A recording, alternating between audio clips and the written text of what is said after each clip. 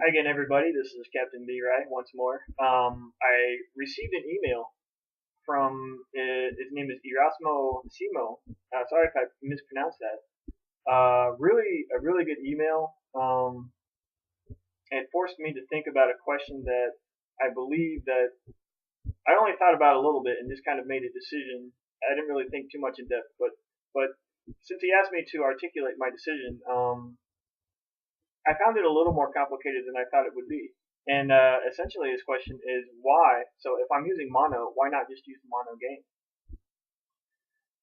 Um, so Monogame, if I understand it, is sort of a port of XNA over to Mono platforms. They kind of go behind XNA and implement XNA as much as they can with the OpenGL instead of the native DirectX stuff. And of course, I considered it as a someone who's been using XNA for a few years. I've written maybe 2 or 3 game engines in XNA. I really liked it, but I decided against using it. And there's several factors. I like how Anders Heilsberg, I believe, so he was one of the main architects behind the C# language. I like how he gives an explanation for these types of things. In particular, he says he gives an explanation for why not, for example, why not create a new programming language? Well, okay, sure, that's a good idea, but anytime you suggest that, you start off at negative 1,000 points because of all the costs involved with you building a brand new programming language. So you have to make up that deficit, and then once you make up that deficit with all the advantages, then you start actually creating value. So I would take that metaphor and say, so okay, so I'm going to introduce a dependency. Why should I introduce a dependency? Instead of you starting off at negative 1,000, you start off at negative 10. Obviously, it's nowhere near as big a cost to introduce a dependency as it is to build a new language. And in this case, maybe it's negative 50 or so, because it's not just introducing any old dependency, it's introducing a dependency on a framework. And maybe it's even a bigger negative than that, because it's not only introducing a framework, it's introducing a framework that's no longer supported by Microsoft. And it's almost more of a, if I understand it correctly, Monogame is almost more of like an emulation layer for the XNA stuff. It doesn't have its own, it can't have its own design. It doesn't have the freedom to change its API to accommodate new things. It's going to be stuck with the XNA API for as long as I can anticipate. So starting off with that large deficit, I have to ask the question, what does it buy me? Well, for a 2D game, not really that much, because SDL ends up buying me about everything Monogame would have bought me in this particular situation. And SDL is less frameworky in that when you take a dependency on SDL, you don't really have to structure your program in a certain way to satisfy the way the frameworks. In fact, I don't even know if I would call SDL framework. I would say maybe .NET, Monogame, those are frameworks, whereas SDL is just kind of a library you call out to it, and otherwise it doesn't really affect your program structure. And I like that. I like it when I can make my program structure the way that seems to be most appropriate to whatever it is I'm doing. I think the big thing though is just, again, compared to SDL, it doesn't really buy you that much. Rendering sprites is already taken care of rendering sprites in a cross-platform way is already taken care of by SDL. Music, input, text drawing, all that stuff is available via SDL. And SDL has a pretty simple API. So that's basically it, I guess. Number one, SDL is not a framework in that it doesn't tell my application how to structure itself. And number two, it's got pretty much everything I think Monogame has that I would need. And it seems like it might even be a bit more portable, but that's only speculative on my part. I may not know better. It really doesn't have much to do with XNA being OOP. This is a purely functional project for the most part. It's probably not. I end up taking a lot of dependencies on object-oriented types of components. It really doesn't bother me too much. Again, it's not the object orientation of my dependencies that bother me. It's how frameworky those dependencies are, how much control they want to have over how I structure my program. So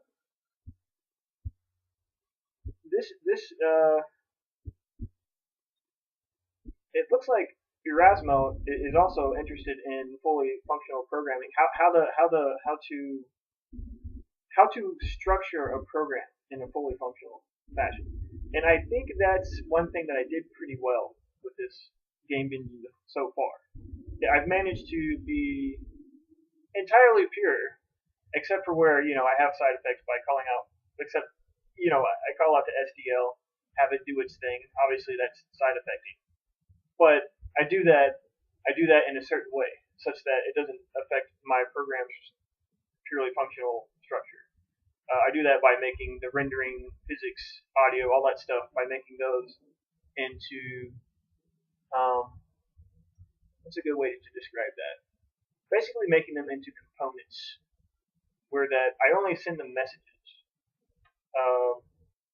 I don't actually call methods on those components, and that's going to be, I think, beneficial in the long run, because I'll be able to put the physics, rendering, and all that stuff on separate threads, and because they're message based, they'll just get around to the messages whenever they have time. It's not like I call a method, they have to do it right then and there. So they queue up the messages, handle them when they can, and it's just a total decoupling. So the side effecty type stuff, the non-functional stuff that does exist in the engine, it's partitioned off behind sort of these message queues, and that's really, I think that turned out really well. So I had some concerns about using a purely functional style. This kind of goes back to some of the history. I think about 2 years ago when I was working on The Sims 4, one of the programmers that I got some time and privilege to work next to a little bit, at least he helped me out a few times. His name was Avery Lee, and I was discussing at the time purely functional scripting, building a purely functional and declarative language for implementing games. Not just purely functional, but also declarative in that, well, I don't want to go into the details, but if you look up declarative programming, it's specifying what the outcome of your program is going to be, rather than how it's actually going to achieve it. It's extremely high level. It's something I tried to do with DAO. You'll see that inside the repository. It's a plugin for AML, the programming language I built. DAO is a declarative attribute language, and it basically, instead of using objects to describe how your game works, it uses attributes, and all the attributes kind of intelligently get hooked together by the runtime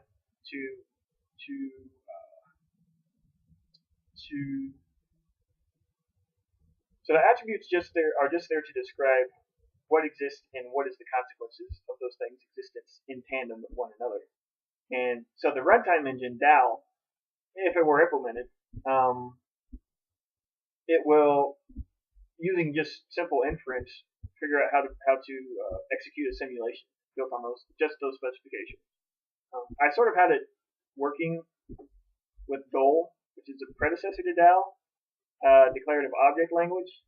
But it was a big mess, and I decided to rewrite it in DAO, and I was like, well, maybe DAO's a little bit too ambitious for what I want to do just right now. But that's all inside the AML solution, that experimental stuff. And so anyways, I got way off tangent. But he and I were talking, and I was like, well, what about this approach? You think this approach might work? I'm a little worried. What are the consequences that I haven't foreseen here? And he said, and I paraphrase. Apologies, Avery, if I get anything wrong. Basically, his concern that he expressed was the garbage collection involved in pure functional style for soft real-time software, such as a video game. He said that will basically, it will keep me from having a stable frame rate. So you're going along in your pure functional style, and you allocate a bunch of objects, and eventually your GC, I guess the way he explained it to me, it seemed like every few seconds your GC is going to get, it's just got too many objects, it needs to run a collection, it's going to pause everything, it's going to pause the world. And I think the reason why he said this is that I believe Sims 3 used mono on the consoles, and back then the GC for mono was the Bohm-Bark. I'm sorry, I don't know how to say it. Bohm-Bark garbage collector, and in his experience is that he got all kinds of pauses from that thing, which is reasonable, I guess, considering that it was like it's not a really great algorithm for GCs, especially for functional programming. And so his experience was with the GC, the old mono GC, you just couldn't have soft real-time software like a video game without these horrible pauses. So I was worried about this. I was really concerned about this. Like Avery, like he's like one of the programming gods that I've met. I was like, oh God, if he says it's just not possible, if it's just not possible with garbage collection generally, I think that's what he suggested. It wasn't just the Bohm-Bark garbage collection that didn't work for soft real-time software. It's just garbage collection in general. So I was concerned about that. I did a lot of research, bought a couple books on garbage collection, and learned a lot about that. But I still couldn't figure out why I would always end up, how I was inevitably going to hit the pathological case in any GC that he suggests would happen. So I was worried, but I was also kind of skeptical that maybe his experiences didn't necessarily reflect what the reality after certain progresses have been made or progresses that will be made. So I just had to bite the bullet and sit down and start writing a functional game, knowing that I may have to just throw this all away, because if I get arbitrary pauses, if I drop 3, 5, 7 frames every few seconds because the GC has to kick in, it's not going to work. It's not going to work.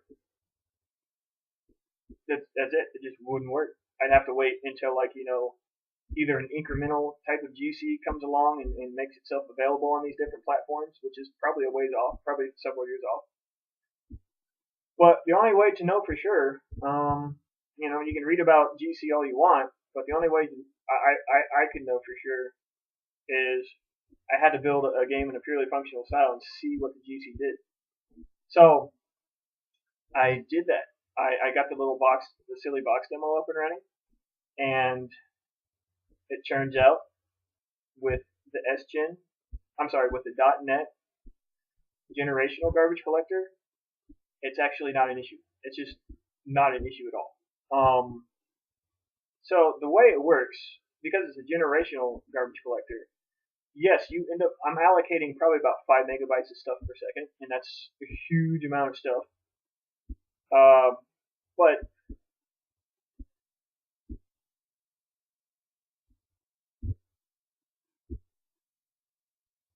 But what happens is that it doesn't really matter how much you allocate every second. What matters is how much stuff gets from the first generation 0, or in Mono's terms, the nursery. It matters how much stuff gets from the nursery to Gen 1, or it matters how much stuff promotes from from generation 0 and how quickly that happens. And I look at that, I got the Ants memory profiler, great profiler. Ants tools are wonderful. They have a wonderful memory profile. They have a wonderful performance profile. Redgate, Ants. But they're like $1,000, so not everybody can afford it, and that's really unfortunate. And I looked at it, how much stuff is actually being promoted every second. And the amount of stuff that was actually getting promoted every second was around 5 to 18K. And so I did the math on that. I was like, oh, it's going to take a minute or two to even ever have actually enough stuff in Generation 1 to require any sort of garbage collection. And a Gen 1 garbage collection is relatively fast. Still, you don't want it to happen very often. I think it will drop a few frames, but it's on the order of minutes is when the first one actually happens, shows up in the profiler. And because the .NET GC is based on heuristics, it tries to run as well as it can on given your program's particular behavior. I would imagine, I think it's a safe assumption to say, yeah, I'll hit that one GC within a few minutes of the game starting, but because the .NET GC will adjust itself to likely have a bigger Gen 1 so that it doesn't need to collect it as often, I'd probably end up only doing like getting GCs every 10 minutes. Or maybe it'll just be that one GC1, and then maybe I won't have, well, maybe it'll happen every like 10 minutes. Drop a few frames every 10 minutes, every 20 minutes. Not a big deal. Not a big deal at all. Especially if you want to force a GC every, like, between levels, or when the game is paused, or make up some arbitrary gameplay mechanic for why everything has to sort of pause so the GC can run. It's just not a big deal. I'm so happy. I'm so happy that I can actually be a functional programmer and a game programmer all in the same person. So that was great. So I learned that, and I'll probably be sending a link of this video to Avery, just to let him know that things aren't as dire as maybe he thinks. And again, it's not that I wouldn't say he misled me. He's one of those awesome. He's like one of those awesome programmers that are so good that you're not even sure if they're entirely even. But he was such a great guy too. He's a great guy. He's a great friend. Just a great person. But that particular conversation, I think, was kind of, well, it forced me to educate myself to the point where I could answer those questions and to finally try stuff out to say, is this going to work or not? And it does. So that's a win. And that's a little bit of background about the decision process behind the game engine that I'm building. And the reason why I bring all that up is because Erasmo also says that he's interested in functional programming, specifically with games, I think. So yeah, I mean, I've sort of, I'm sort of trying to prove that this stuff works. It's practical. Functional programming is the right approach for software, for game software. I won't be able to prove it's appropriate for AAA game software, but then again, most people aren't writing AAA games. Even in the industry, most people aren't doing that. So yeah, hoping to clear a path for people to follow in and say, hey, look, it does work. It's right here. Look at the code. It works. It's fine. So if I can do that, if I can prove the legitimacy somewhat of pure functional programming, not just in the video game sense, but in the wider sense, I think developers' lives will improve significantly, because imperative programming sucks to do. I mean, it's fun at first. You got all the speed. You're doing all these operations. You're just kicking stuff off and you're making things happen, and you got your objects, and it seems like you're zooming and zooming and zooming. But when it comes time to maintain like pretty much anything, or to extend a code base that's become non-trivial in size, it's a kind of hell. It's a kind of hell. But I guess that's could be a topic for another time. Anywho, video's running long, so thank you so much, Erasmo, Simo, for your email, and I will post a probably technical vlog here soon, covering what I've been up to. And thank you all for your time and for your comments if you get time to send them or emails. Take care.